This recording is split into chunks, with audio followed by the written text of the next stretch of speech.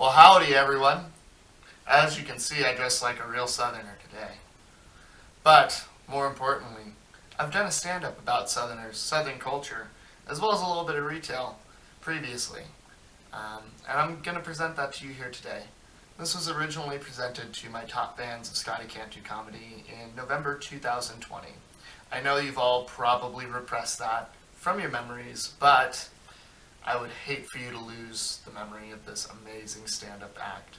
So please, take a seat, enjoy, as we provide to you Scotty Can't Do Comedy.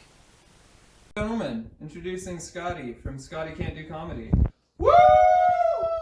Yeah! Alright, hey guys! Check out the new look, man bun and the mustache. Ladies, don't get too wet at once.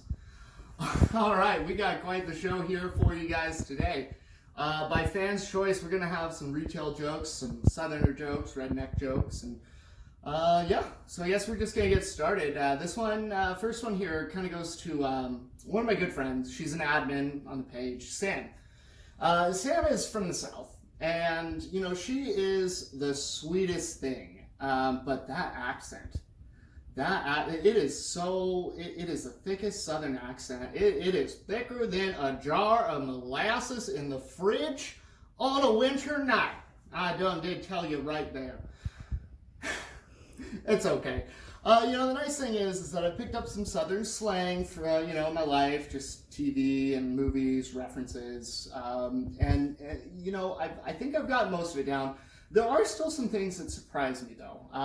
So I was talking to Sam. Sam and I had a phone call one time, and she was telling me, like, about her childhood, and she's like, oh, well, you know, when I was a kid, I would stay with my mama.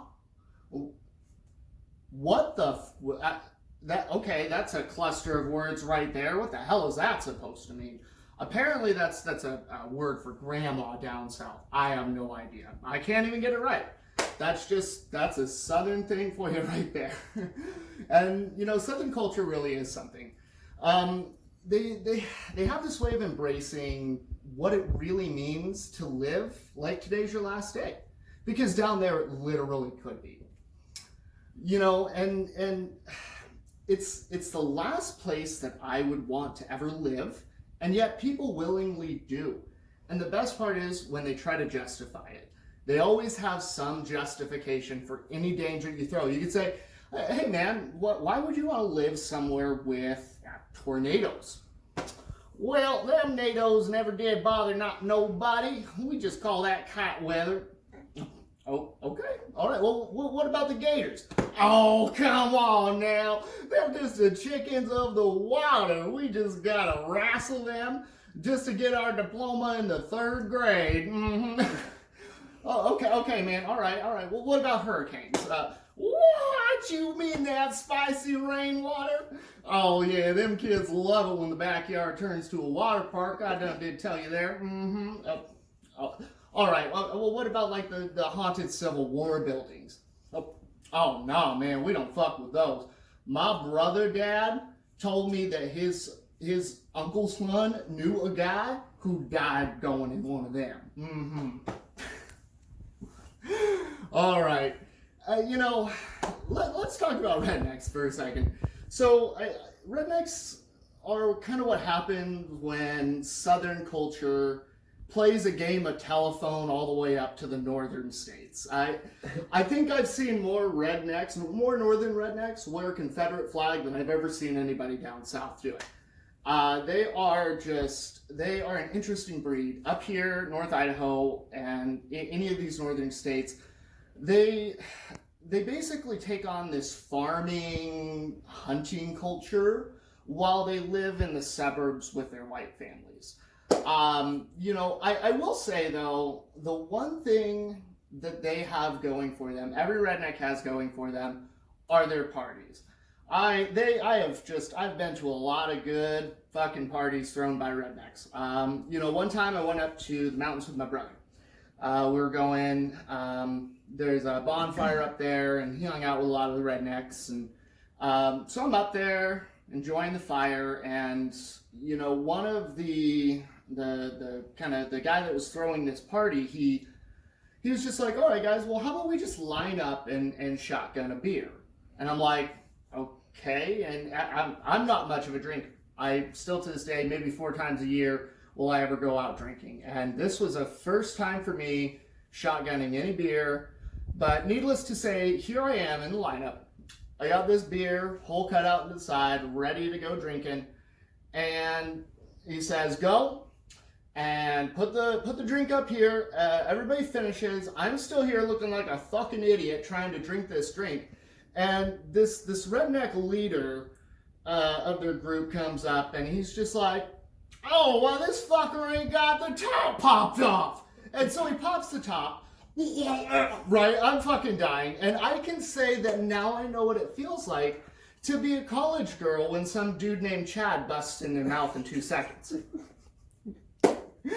Well, speaking of redneck parties, I wanted to go ahead and play a song for you guys today.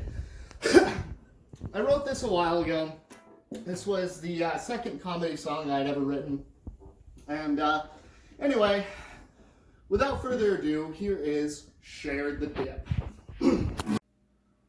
Well, I was at some hillbilly's redneck party and he had one dip left.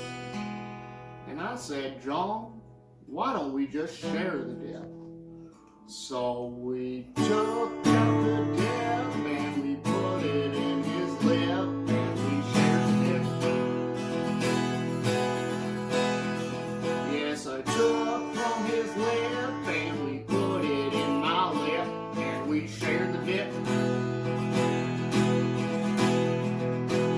Oh, and we took from my lip and I put it in the dog's lip and we shared the dip. And when the dip was done, I looked to John and I said, we should have just bought a new can. Thank you. Well, you know, we all know that those hillbilly rednecks probably ended up going to Walmart for that next can of dip. And we know that because Walmart is always open. And I don't just mean that in the 24 hours, way that we think. I think the one thing that we learned during this year is that retail companies will do whatever they can to go out of their way to make sure their employees go through the worst. We could be in the middle of a civil war, Godzilla in Europe, aliens up in the fucking sky, basically next month in December. And even in all of these apocalyptic circumstances, you can still count on Walmart to be there with your last minute needs. You could be in the middle of a purge and, everybody's out killing each other or trying to hide. But yeah, Walmart's going to expect every single one of their employees to be in that store, taking your order, making sure they ring up every single one of your items, no matter what. And this doesn't just apply to Walmart either. I used to work at Kmart. And, I mostly hated working there. But I'll tell you that coming into this holiday season, it's almost like this upcoming Black Friday, I'm feeling that PTSD, right? Because really, though working retail, you really understand the worst in people. And you just have to set aside any preconceived notions you may have about a person too. I can tell you that, let's say you have some guy named Jerry. And, he's this churchgoer. He donates half of his salary, and he volunteers his time. He is just the nicest guy in town. But when those AirPods are on sale for $20 off, and Jerry's son really wants those for a Black Friday sale, I can tell you right now that this Jerry is going to be a new man. There could be a Make-A-Wish child whose last dying wish is just to grab a pair of AirPods on Black Friday, get to experience that or something. And no matter, this fucking guy's just still gonna go up there and yeet the fucking Make-A-Wish kid all the way into health and beauty. There are no rules on Black Friday in retail for whatever reason. You can do your best to enforce them, but it's not gonna happen. People go fucking ballistic. And many people are going to ask, how did we come here? How did we get here? And why is retail the way it is? Some people are going to blame capitalism. Others will blame that customer service is always right mindset. But regardless of the route, any place of employment that you're getting shit on from your management and the customers in equal amounts, and even worse, when you're forced to stay there just to make your ends meet, that sounds worse than living in the state of Florida. And with that, I'm gonna do a surprise quick little song about my time in retail. I just wrote this about 6 seconds ago, so bear with me. And I call this song Retail in 2020. All right, thank you everybody, have a good night.